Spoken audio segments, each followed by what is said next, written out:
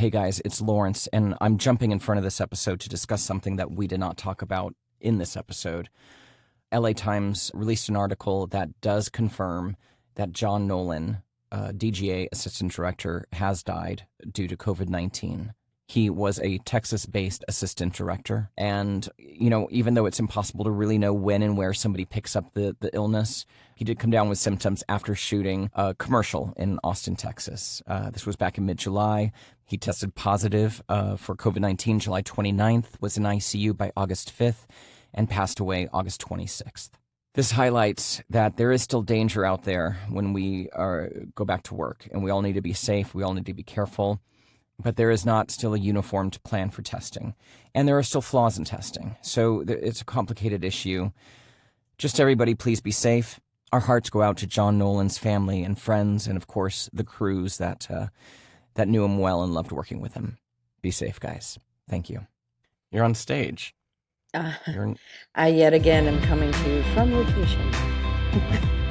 In a glorious box somewhere in Brooklyn. We're back. This is Lawrence Lewis. And this is Sister Christian. Today is Sunday, August 30th, 2020. Yes, Sunday. We're recording this over the weekend. This is the Producer's Happy Hour, a weekly podcast with two producers on opposite coasts. Christian's in New York City, I'm in Los Angeles, and we are exploring what it means to be good producers as we still navigate the health issues brought on by the coronavirus. We find ourselves being asked to take on greater responsibilities from a variety of guidelines created by multiple sources. Now more than ever, it's important for us to keep sharing our experiences and our ideas.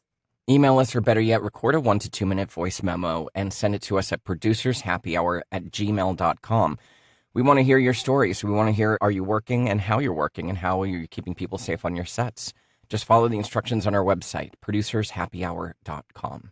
And please share this show with your friends, colleagues, crew members, co-workers, everybody. We want these stories to be heard. And more importantly, we'd like for people to be telling us their stories. So please pass us around. Mm-hmm. Yes. And today, because we're both busy beavers, we are going back to a pre-COVID episode that was shelved when the whole world turned upside down, Christian. Yes. Susan Linns, our favorite production designer. I'm sorry. One of our favorite production designers. You don't want to get some people upset. Exactly. We'll be speaking to her about creativity, and it's a pretty positive show. So hopefully that is a nice little treat for the listeners. Yes, because the world is a little ugly these days. A little bit. So, Lawrence, how are you doing? I'm hanging in there. I'm very fortunate to be working. Yes. A nice big chunky job. First job back, right? First real full-scale job back, yes. Mm-hmm. Did the remote thing, and now this is boots on the ground. And it's a lot. It's scary. It's frustrating. There's so many more layers involved in what we do and in keeping everybody safe. But I guess this is what we're doing now. There's so many layers. There's so many layers. And every department, more so than before, has to work in tandem and conjunction with each other. And having that dance and having, the communication between the departments, you have to heighten it. Yeah, you do. There was so much that was a little bit on autopilot, when it's like booking a caterer, booking, a script supervisor, booking your makeup people. Now every interaction is a full conversation, because it has to be. There has to be discussion about how this job's going to work. Yeah, how this job's going to work. What's the plan to keep people safe and distanced and masked and all that goodness. So it's a lot more added to our plates. It is added to everybody's plate. It is. Mm-hmm. And on my tech scout last week, I made it. It was a 6-hour tech scout, and it was for a stage. Yeah. And, just had to do it because everybody needed to sit down, be together, distance and safe, of course, but draw everything out. So, squeezing multiple tech scouts into one day for crew members, that stuff is kind of over. Yeah. Yeah. I have a big tech scout coming up next week. It's going to be very Multiple similar locations to yours. 2, only 2. Yeah, that's good. Well, more than one is multiple. More than one is multiple. And obviously, we didn't have an episode come out last Thursday because you and I have both been busy on jobs. Obviously, we're recording this on the weekend. You're sitting on your stage watching paint dry. Is that what you're doing? Or what are you? Yeah, that's exactly what's happening here. Pretty much, yeah. So we're just doing a quick little intro to the Susan Linns pre-COVID interview. And then we'll be back, next Thursday with a full episode. So something might change between now and the time the show comes out. But the one thing I saw that I wanted to talk about was this LA Times article featuring the wardrobe designer we had on our show, Lindsay Clow. A whole interview with her about pretty much the same stuff we've been talking about. But one thing that this article said that I thought was pretty interesting was that the unions are still hashing out all the details of their safety guidelines, right? Mm-hmm. There's no new settled contract. Obviously, the AICP has their guidelines, and there's also Safe Way Forward, which the unions put out back in June. A lot of different rules and regulations, but everything is not really regulation, right? It's all just suggestions, and so every job is a discussion and a new plan of how to do it, rather than having one regulated set of guidelines. That makes it challenging. Well, now that I've got a few under my belt. Yeah. At this point, what I'm realizing that I'm hearing from crew members is that because there are just guidelines and recommendations, as before, and what we set out to do was, to find out what makes a good producer good. There are also different styles, and people are picking and choosing what they want to do. Yes. Versus doing them. And right. I'm very regulated in my guidelines. I also feel that the ones that came out in June could be updated. Yeah. Now that people have started to work, and nobody's done that yet, I feel like with the AICP, some of their stuff is a little outdated. Mm-hmm. We're learning new things every day about the virus. Yeah. And it feels like, a nice little addendum with updated something would be great to show that they've been monitoring the situation. Yeah. And also, getting feedback from crew. From the crew. Because I get feedback from the crew, and I'm just one person. Believe me, the crew wants to talk to you. Yeah, exactly. They want to tell you. They want to tell you how bad the job was before, or how good your job is. They want to tell you everything. Exactly. And we need to listen. That's the only way we're going to be able to get through this, is we need to listen to the crew and adapt and adjust as necessary. Agreed. Yes. So, you've got a busy day. I've got some work to do on the weekend to get ready for my next week. So let's just throw it to the interview, and let's listen to what Susan Linns had to say back before everything fell apart. Yes, but before that, let's go over to our website and check out the Do the Work page. We made a page on our website with anti-racism resources for you to educate yourself on the issues of racism and how they've long plagued our society and our industry, as well as links to actionable things that you can do to support the Black Lives Matter movement. I've been keeping an eye on Kenosha, Wisconsin. Yes. I'm not sure if everyone out there is familiar yet with Jacob Blake's story. I would suggest that you go research it, and then also go to the GoFundMe page. We'll have the link in our website for it. His medical bills, and he's going to be paralyzed for the rest of his life, are huge. So anything you can give would be this week's featured actionable item. Yes. We'll have that link in the show notes. It's GoFundMe.com. You can go to the website and search for Justice for Jacob Blake, or you can find the link in our show notes. And also, while you're on our website, there's also the Take Action page. There's a lot of petitions and actionable items for you there that you can take part of that will affect us greatly in the coming years. Postcards to swing states. You can still order some of those. I got mine. I got them all right here. So I'm going to be sending those out to encourage people to get to the polls. Also, power the polls, because we're experiencing an unprecedented shortage of poll workers. If you're not immunocompromised and you feel safe doing it, please volunteer if you can. Also, save the post office. We know what's going on with that. There's petitions and links in there for that as well. Yes. All right. Let's do our interview. Yes.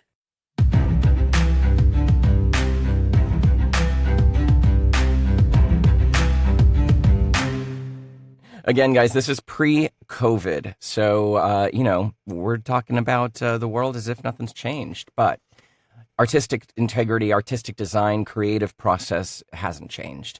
So that's what we're talking about with Susan Linns. She's a production designer, and she grew up a descendant of Persian royalty. And as the daughter of a celebrated fine artist, her upbringing gave her an elevated artistic taste. She believes a relentless work ethic sustains this talent, and for over 20 years, she has had her finger on the pulse of the highest levels of art, fashion, and design. As a production designer, she redefined the aesthetic of hip-hop and pop music videos throughout the 90s and 2000s, working closely with the likes of Hype Williams, Kanye West, Notorious B.I.G., Diddy, Wu-Tang, Jay-Z, Mary J., Missy Elliott, and an endless list of iconic artists and directors. That's so many. I get it. And you know what's not on here? And I think that's because this was written before it came out. But she production designed a lot of the segments in Black is King. She sure did. If you saw that, man, you know. I know. You know how good it is. If I may brag and say that I have both her and one of the DPs on this job that I'm working on. So, yeah, lots of stories. You do? She's on your job right now? Yep. Oh, tell her I say hi. I will. Okay. Commercially, Susan's clients include the Cosmopolitan Hotel, ESPN, Target, Neiman Marcus, La Perla, and Dancing with the Stars, to name just a few. Susan believes that art should be made to evoke emotion and that there are no limits to what can be achieved. And her career reflects that. Hi, and Susan. Here's the incredible Susan Linns. Oh, my gosh. I'm blushing. Hi, guys. Hi, how are you? Well, we only told the truth. We only told the truth. I was saying earlier in the episode, we've both had the good fortune of working with you. So we know a lot about you. We know how you work and all that good stuff. But tell us a little bit more about you. What have you been doing? What are your interests? What are you working on these days? And where do you see things going for you?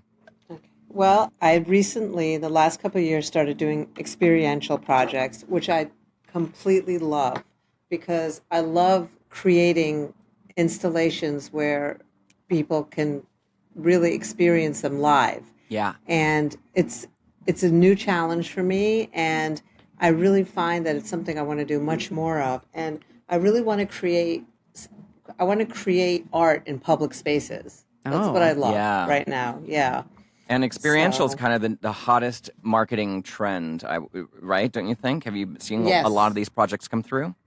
Yes, totally. And people respond. They love it. And it's great for me, especially because I do want to evoke emotion. And what better way to do that than to have, a live event where I create a space and people can experience it. Exactly.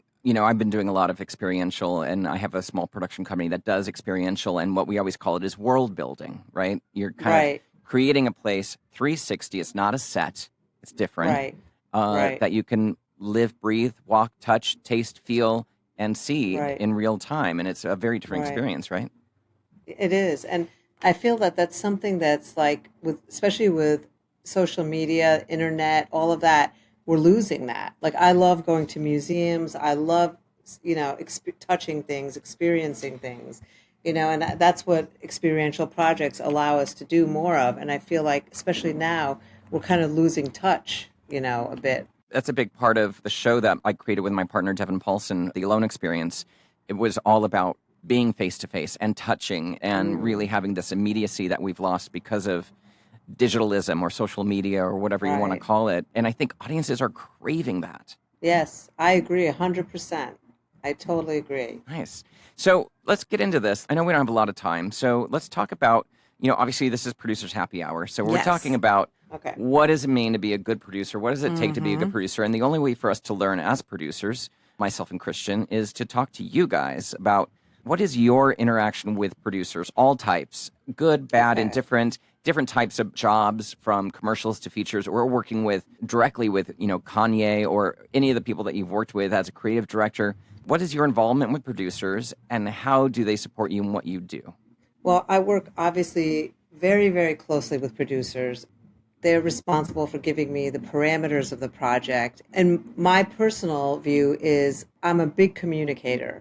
I love to be very transparent and clear about what my part is. And I think my favorite kind of producer to work with is a creative producer.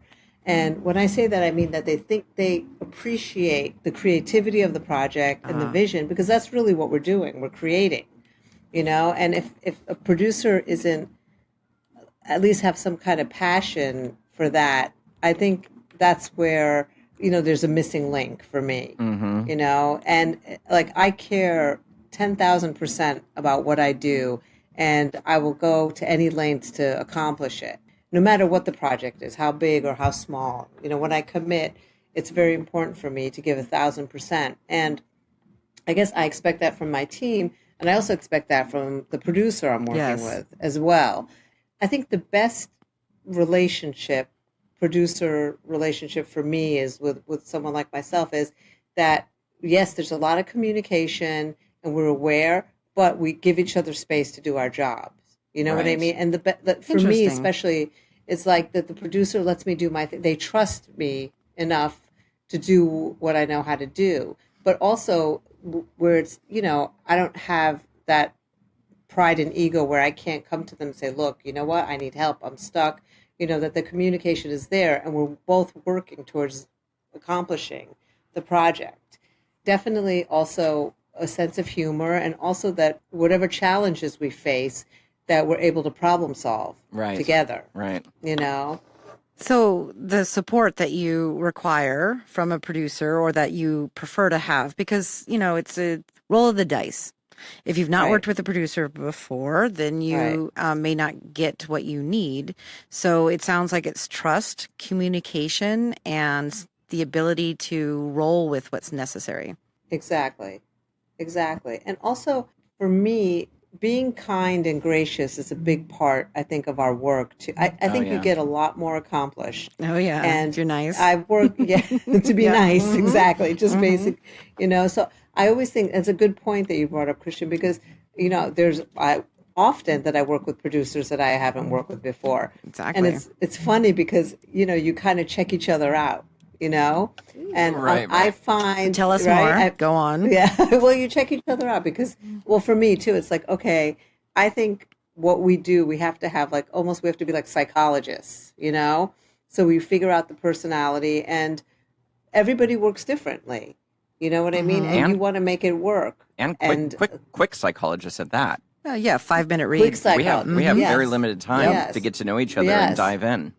Yes, exactly. So, I've definitely worked with producers that can be challenging, or let's say they're not communicative. I've learned that even if they don't want to be, I have to do my part. You know what I mean? I have to be, you have to that's try. What I find. I have to try. Exactly. And 9 out of 10 times now I find there's always a way to break the ice. You know what I mean? And just get through what we have to get through together. And it doesn't always, maybe it's not always easy. But, I find now that I have a little more patience for the more challenging producers that I have to work with. And that, I do. Well, that comes with experience, I think. That comes with it. Yes, it does come with experience. And, then I've worked with people that have disappeared off of jobs, I don't know. It's been really difficult, Well, I think that your particular history has spanned several different genres of entertainment. And I do think that there are people out there who they're not in it for the long haul. Right. Exactly. So can you tell, this will be great. Can you sniff when something's going to go wrong after you've met a producer initially? Yes. That was a strong yes, sister. Yes. Yeah. Yes. Okay, that only comes with experience too. Well, I mean, agree. I've learned that definitely it's good to have written communication, with certain things. Definitely. Get some things in writing. I've had producers, come back to me and say, you know what, we didn't approve that. When they did, it's just, there's so much going on so quickly, as you said, that, they'll come back and say, oh, well, we didn't approve that at the end, which isn't true. And I take a lot of pride in being very detail oriented, and I'm not reckless, I'm not reckless in what I do. And yes, sometimes I have to make decisions really quickly, but I definitely respect the people I'm working with, and the producer especially, because they have the whole big picture. I've had like a producer come back to me and say, you know what, I didn't approve this amount and you're this much over budget. And it's just not true. You know what I mean? They did. And then I learned, afterwards, like, okay, everything in writing, even if it's with people you trust and you're working with, it's just better. Cleaner. It's just cleaner. It's cleaner. And also, there's so many methods of communication now. Text, email, Slack, or whatever, productivity apps people are using, that it's like after a conversation is had, it's just smart to follow up. Just like, hey, we just chatted. Here's the plan. This is the number. This is the budget. This is the money. This is the overage, whatever. Just to make sure like we all understood the same thing, because our attention is divided by so many devices and so many modes of communication and the job itself, that it's just helpful. Right. It's very helpful. The other thing that I've come to realize too, just like kind of looking back on my career, especially in the earlier years, I dealt with a lot of producers, or oddly enough, I hate to say, they were female producers that took advantage of me. Yes. Ouch, and really? Yeah, and I was growing in the industry, I was growing, like moving up, and, they took advantage of me financially in terms of not paying me my worth or value, or the expectation way exceeded the realities, and the work and the time I put in was not compensated for fairly. Ouch. And that's learning and growing as well. Yeah. This past year, I worked on a project where there were two production designers, myself and a male production designer, which is rare on a project. Wow. It was a very big project. And I was brought on actually because the other person was not able to handle the project himself. And so it was a little awkward and uncomfortable. He's a very talented person, extremely talented. Yeah. But the project was scope. way too big for him, the scope of it. And I was brought on, and I learned that I was making half of what he was making. Still? Yeah. Well, I was like, what? Yeah. And I did all the work. Like, so I did all the work. Yeah. Yeah. So I did go to the producer, and I got, a little bit of an upgrade, but not quite but it really, that really stuck with me and bothered me too. And I was like, it just wasn't fair. And it was kind of, I think, I had no way of knowing that. Right. No. I found out afterwards. I had no way of knowing that. And I guess when I found out, I was able to do only so much, But I just kind of felt too that was kind of unfair. Yeah. That It's very unfair. Very unfair, yeah. You're hired to do the same thing. Yeah. Same and you're thing. doing more work, which is evident Yes. to everybody around, I'm sure. Yes, and I saved the project. Like, it was like a huge, huge deal. And it was like he couldn't handle it, Wow. And it was like we were in there, and it was for a very big client, and that sort of thing. I've never been in that situation, actually. So that was a first for me. But it also made me realize my value even more. Well, So. I mean, we do have to come out of those experiences learning. Yeah. Right. Yeah. And I also can relate. I had a few of those producers who treated me the same way, and I just realized I never wanted to treat somebody else that way. Yeah. So in learning from that, like you run a tight ship, Right. but you're also fair. Right. The amazing producers that I work with, the job can be insane, and it could be just extremely stressful. But when you work with a great producer, it's like it doesn't. It just kind of takes that all away. You feel like you're getting through it together, and you know what I mean. And it's like we can laugh. We know we don't even have to talk. And does that just come through communication, or a sense of levity, or a sense of ease, or what is it? What does it come think it's through? something. It's like spirit. I think kindred spirits. I don't know. I feel like you Maybe feel emotional support. Yeah, emotional support, and it's like, you know what? This is like, you're a badass. I'm a badass. We're going to get this done together, and we're going to get through it, and we could laugh. Damn right. That's how I feel. Right? That's how I feel. Right. And when we deal with all the other personalities that we have to deal with, Yes. that we can just, be a support to each other. We know we're both giving it our all, and to me, those are the best jobs. And it doesn't matter. The job can be insane. Yeah. But when you work with especially a good producer, to me, it's like, I so appreciate that now. I have such an appreciation for it. Well, we're talking about creative vision, and you are the perfect person to talk to because your work beholds that incredibly. So I want to talk to you about process. What is your initial part of your process when the job falls into your inbox? You look at boards or a script or the treatment or whatever.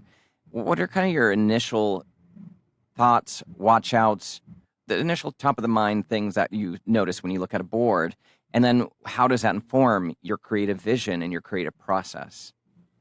So when I get a concept or treatment, let's say, or get called for a job, I want as much information as possible at first. I realize too that I'm not going to get maybe a tremendous amount until I speak to a director or so, but I kind of dig into whether it's a treatment or whether it's an email with some information and details.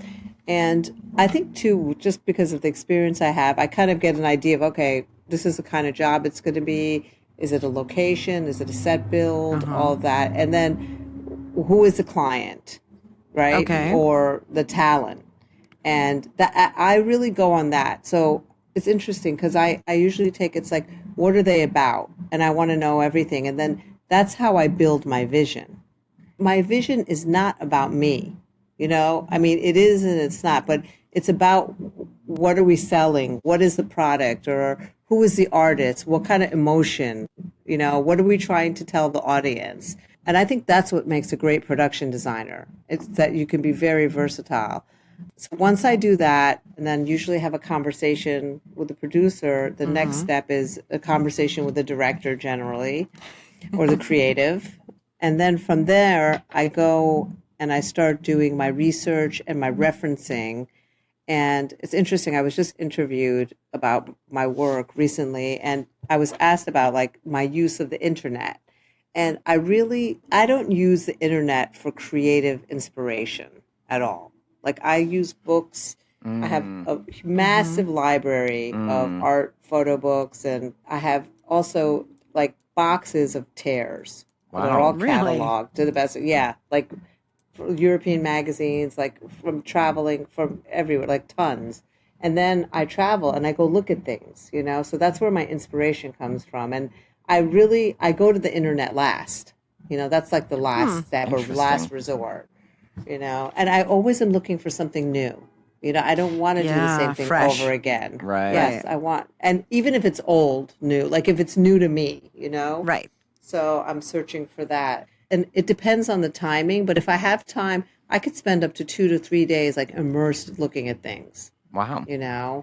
And I've done projects where we've had like month-long time to prep them, where that research time and the looking and inspiration time is really important. And I'll do that, like I'll get up in the middle of the night and have a thought and start looking at things, And so I'm immersed. I call it in the zone. Yeah. I'm in the zone, totally in the zone. So then I have blocks during jobs where I'm like, I can't deal with this mentally right now. And I don't mean that bad. And it's not that I can't deal with it. It's more like I have to psych myself into getting into that mode. Right. Sometimes it's not natural all the time. It's not like, oh, it's there. I'm creative all the time, 24/7. It's not. Right. It doesn't come on demand. No, it does. It exactly. happens when it happens. It happens when it Creativity. happens. Yeah. Yes, and sometimes I have to rush it. I'm like, okay, you got to get in your zone. I have to inspire myself, okay, get into that mindset and work. Well, I have a question. So you've spoken to the producer and you have discussed what they think the scope of the job is. And you've spoken to the director and gotten the creative scope of the job. How often do you call the producer back and go, this is different? We have a problem. we have an issue, honey. Problem. I can hear it right now. We have a problem, honey. Right?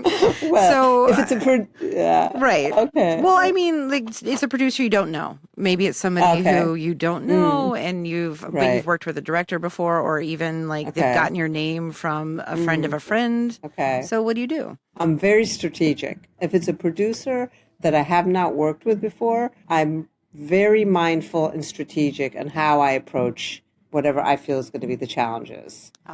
Usually what I'll do is, if it's a producer naturally I've worked with before, we have more of a rapport. It's easier to text. You know what I mean? I can text a question or send an email with my list of questions and so on, and it's very easy and comfortable. If it's a producer I haven't worked for, I really think it through. I usually start with the creative questions, and then I go to the financial ones. Got it. Well, that makes sense. Like, what is important, what isn't. Yeah. Right. Yes, exactly. Well, so here's another question for you. How often are you asked to budget jobs these days versus just given numbers? Because I can remember a time when the production designer was brought in early to give numbers. During the bidding process. To get their advice. And now I not so much. To be honest, I know we're not supposed to talk about each other, but the only time I do it is with you. Right. I let you know before as I'm bidding something because I trust what you're going to tell me. Right.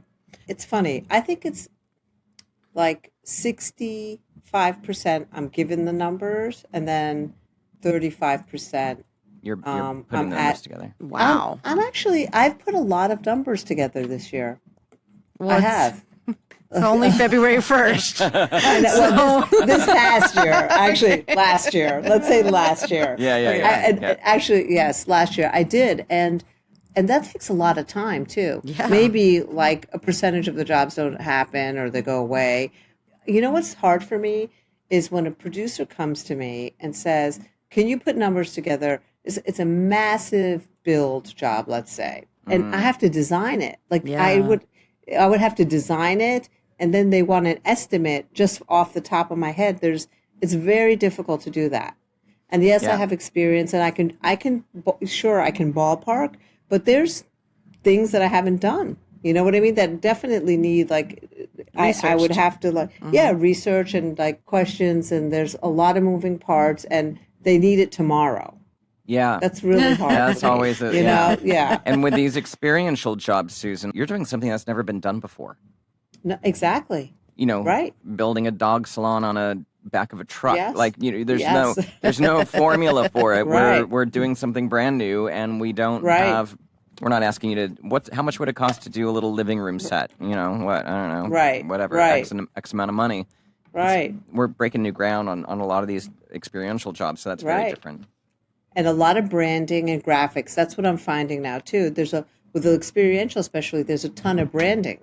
And companies want you to be a part of their almost redesign. They expect that from me, and I'm seeing that too. I mean, where's their marketing team or their design team? Yes. And I wonder too, and they want me to make these decisions, and so it becomes very challenging, I love learning, so I love doing new things, on projects, and I'm all about that, but it can be extremely challenging. Yeah. The jobs are getting more and more challenging. So has that changed your methods? Have you had to kind of adapt to this kind of shrinking budget landscape that we're all dealing with?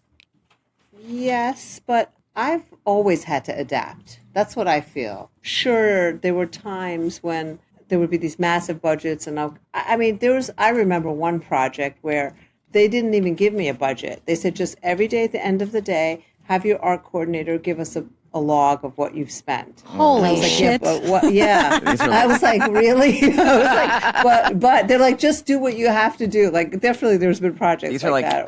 Cost plus days at Shy a Day with Apple or whatever. Right? Exactly. Yeah. And then I'm good at adapting. Let's put it that way. It doesn't stress me out. It doesn't, it's like, okay, what do we have to do? It's a strategy. It's a challenge. And we have this much. And the thing for me is that I love to do great work, and I definitely like high quality, but also when the budgets aren't that great, you have to be super creative, Yeah. You have to work a little harder at being creative. So for me, the adaptation part is not, it doesn't scare me. Let's put it that way. It's not scary to me at all. I can manage it, and I feel comfortable with it. Have you ever turned down a job because there wasn't enough money?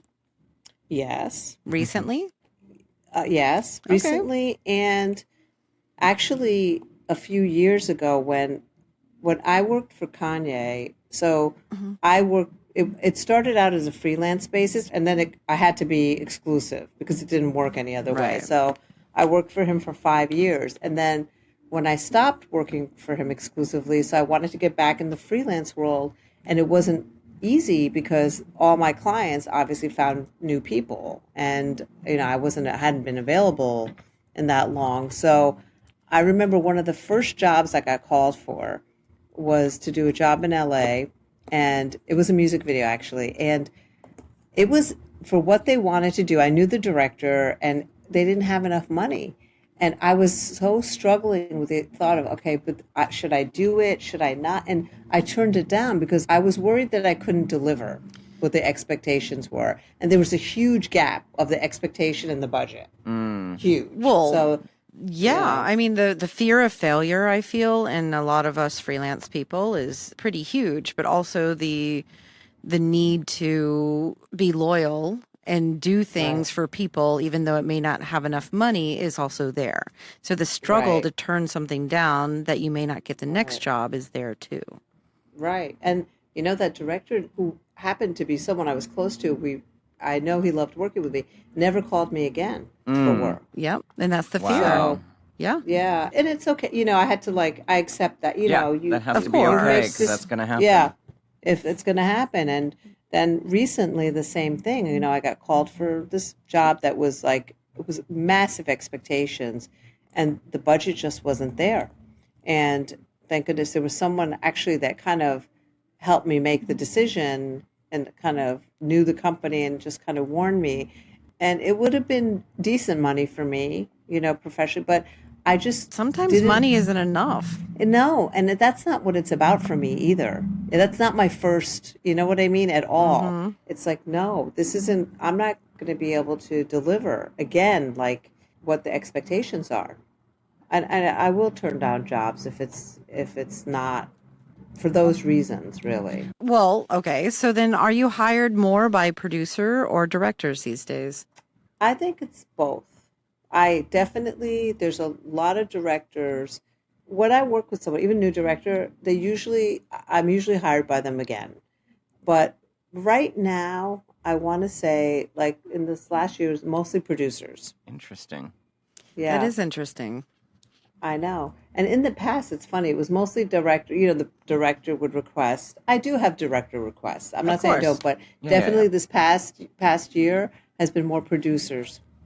When you get approached by one of your directors with a project, does that already inform you a little bit about the creative angle you might be taking? Or do you think it has more to do with the content that you're filming and the brand involved? Well, it's interesting. It depends on the director, I think, too. I've worked with directors that completely rely on me. They would come and say, this is the whatever client, this is a project. We want to make it whatever. They'll use a few adjectives, and that's all I get. So you come up. So I remember those jobs. Okay, yes, and one of the three adjectives is aspirational, right? Yes, exactly. Right. So I'm okay, sure, and then. Actually, I recently did exactly, sexy. And we wanted sexy kind of make it hot. Sexy is exactly. Mm-hmm. Yes, make it hot. Actually, this past year, one of the experiential projects I did, there were two directors, and there was one element to the concept that they brought to me, and then it needed a whole creative story that they wanted me to come up. Well, actually, one of the directors expected me to come up with the whole narrative of what was going to happen with all these scenarios. Yeah, and I was kind of shocked. Actually, that's interesting. It was very, and I was almost isn't that what you're supposed to be doing? And then it was a lot of pushback, and it was a lot of pressure for me. So, and I had 6 hours to figure it out, and I did. I was and they used all my ideas were used. That's I know. amazing. So I should be directing. It's know. Interesting. And I'm finding myself being how dare they? But then our episode 1 was about flexibility, right? Yeah. And we're all wearing many hats nowadays on these projects. But that's a really interesting take. And you dove in and you did it. I did it. Wow. Mm-hmm. I've definitely have thought about it before directing. I was I can do this. Interesting. Yeah. It's I could do this. Let's talk a little bit more about budgets. You're adaptable. So really shrinking budgets doesn't seem to shock you too much or stress you out too much. You kind of roll with it and find solutions. You'll come up with an idea that matches the budget. I try. Sometimes it's like, you know what? I don't want to say it's that. Yes, I'm adaptable, but sometimes it's really hard. Yeah, it's really hard to. It is. It's really hard. It's like, okay, you want all this, and then sometimes you work, and I'm sure you both know this, that you work with the director. It's like, okay, we can not do this. Then they add 3 or 4 more other things. Right. And then it makes it even worse. And it's like worse. We'll lose the elephant. Let's just get 10 porcupines. Yeah, exactly. Instead. Exactly. I want to be on that job.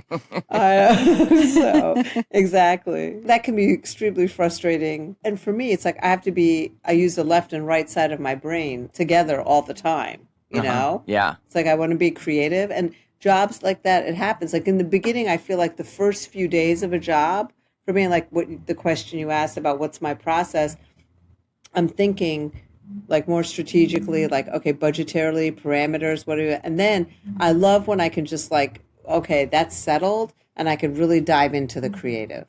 And then I have my team to support me, with managing the logistics, and I can oversee it. But I love letting go and being like, okay, now I can just be creative and focus on the vision. Got it. Well, so what do you think the most important trait of a producer is these days? Because I know that you probably work with some people that you don't know and they may be less experienced. So what could we teach those people? I think integrity is really important, and being transparent and communicative. We did a whole episode on communication, so we understand that. Yes, it's a huge deal. I mean, it's a huge deal. And you know what else I love? To me, a great producer is detail-oriented. I love that. Yes. I am too. And it's like, okay, I guess too, having an understanding, like, this is really challenging. Like having realistic expectations too.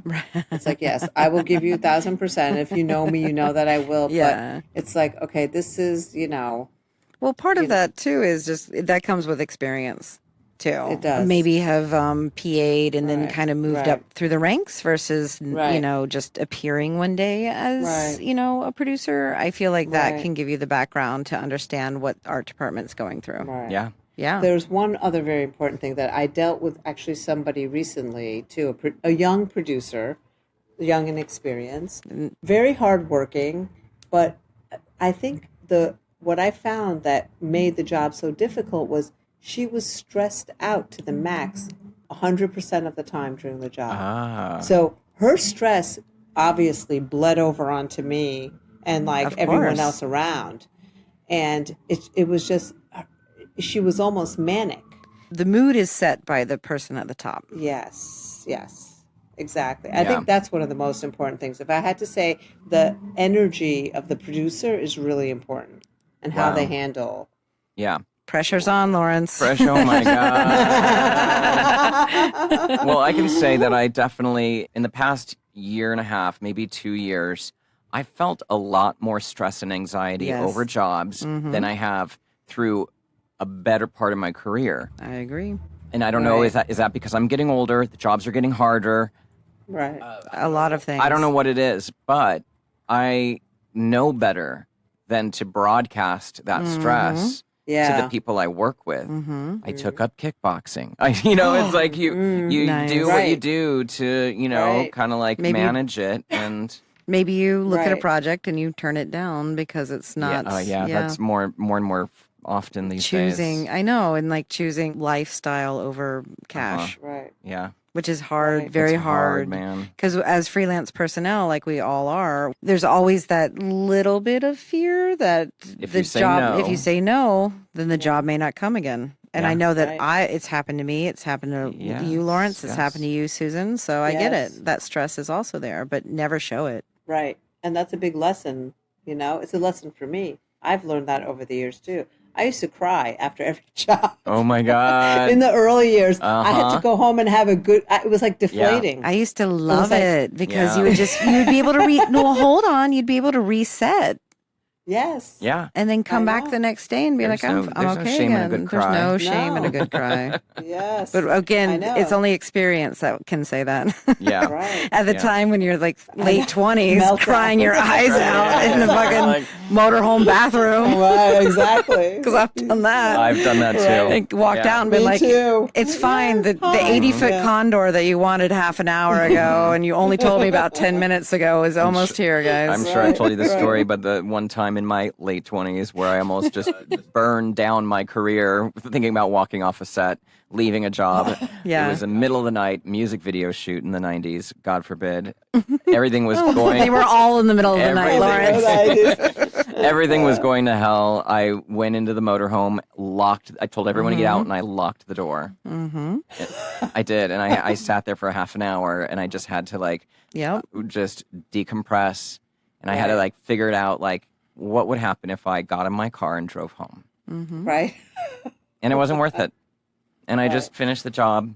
Yeah. I got blacklisted from the company, but whatever. I moved on. Right. Are they still around? Oh, yeah. Oh, they are? Because I'm surprised. A lot of companies from 20 years ago are gone. No, it's a big company. They're doing okay without me. Oh, okay. Oh, my God. Are they? But yeah, sometimes you have those moments because the stress gets too much. But broadcasting that stress to your coworkers is not the way to go about getting the best work out of people. Right. So that is a good hot tip for our listeners. Okay, one more thing before we go, because it's getting late. Yes. But when working specifically in branded work, advertising, branded experiential, we're talking about creative vision. But a lot of these projects, the end result comes through committee. And it's a marriage of art and commerce, which isn't always a happy marriage, right? So how do you navigate through those waters of wanting to see this creative vision come through, but understanding it's got to go through this filter of, it's a collaboration with your director. So there are some considerations there. Then it's got to go through this filter of the ad agency and their take on it. And then it goes to the client and their needs and their wants and their take on it. And then it comes back to you and says, okay, here's what you're doing. And it's gone through this process of filtration. How do you still find excitement in the results of that creative vision? Mm-hmm. Well, I have learned how to choose my battle. I'll fight for, if I really believe something is the best way for the project, I will definitely fight for it. And I've learned how to fight for it in a very, a persuasive way. I've seen you do it. And exactly. and it's the truth. I feel it with all my being, I know it. I know this is the best way. And a lot of the times the director doesn't know. Sometimes the director doesn't even know how to fight for it, Right. And I will do it. Especially in advertising. Mm-hmm. Especially in advertising. And I think too, that's why I think it's really the whole psychology part. I know how to be with people. And I grew up in that. Both of my parents are very social. My father's very he's a public speaker. It's all of it. I grew up in a household where we had hundreds of people in our home, for dinner parties, and so I grew up as a young child learning how to be gracious, and all of that has been an asset to me growing into a woman and just learning how to deal with people. And it's really, learning how to make people feel comfortable about your decisions too. It's definitely, there's an art to it, but there's an art, and it's the truth though. On the Cosmopolitan project I did, I remember the creative director from the agency and the director, they were very challenging. And I fought for that vision, tooth and nail. Oh, I really did. It's spectacular. I really did. And that was another project where it was 90% my vision. And I was like, we have to. And the client ended up contacting me and interviewing me for, one of their publications. And it just really, I just know. And then I also know when to step back. You have to know that's that. Important. It's so important. Yeah. You have to know when to say, okay, you know what? This is not a battle. I need to, and I can step aside and be like, you know what? This is what they want. It's important to them. You know what? I don't have to understand it. We'll do it and make them happy. That's huge. And I think that's important for everybody's position. Yes. When we're a crew of 100 people, it's important for everybody to know that. And I think some of the most successful directors I work for know that when it comes to exactly. how the product is sitting on the table, or Right. you know, Right. whatever Well, some crazy thing is, they just yes. know they'll just tell me, Lawrence, I'm not going to Right. worry about it. Whatever they want to do, honestly, is it's fine. Exactly. Yeah. And I know that I've had to use the words like, why do you care Yeah. this much? Right. Because it's something that in the end, Yeah. you're not going to win this fight. Right. But that's also very hard to say to somebody. Yeah, yeah, and it's especially, intuitive. Yeah, it is. Yep. Yeah. But I know I've said it. So, well, Susan, thank you so much for your time today. Yeah, Thank we really you appreciate it. both. No, this was great Yes. because this is going to help a lot of people understand what it takes to support a production designer. Yeah, definitely. Thank you. Thank Yeah. you so much. It was great talking to you both. Thank you, Susan Linns. That was a wonderful flashback to simpler times. Your creative integrity and your talents are everlasting. So thank you for joining us. Well, Lawrence, this show was edited and co-produced by Rob Bloomkey. Artwork and logo design by Christopher Daniels. And our music was composed by Kyle Buccia. Thanks for listening, everybody. We'll be back next week, unless we get too busy again. You're going to have to deal with that with us sometimes. Until then, stay safe, stay connected, and stay active. Wash your hands, don't touch your face, clean your phone, you know who you are, and wear a mask when you go outside. It's very Wear a damn important. mask. Wear a damn mask. Send us your voice recordings, your stories, your emails to producershappyhour@gmail.com. Lawrence, how can people reach you directly? LawrenceTLewis.com or voiceoflawrence.com for voiceover work. Christian, what about you? People can get me at sisterchristianproduces.com. Bye, y'all. Bye.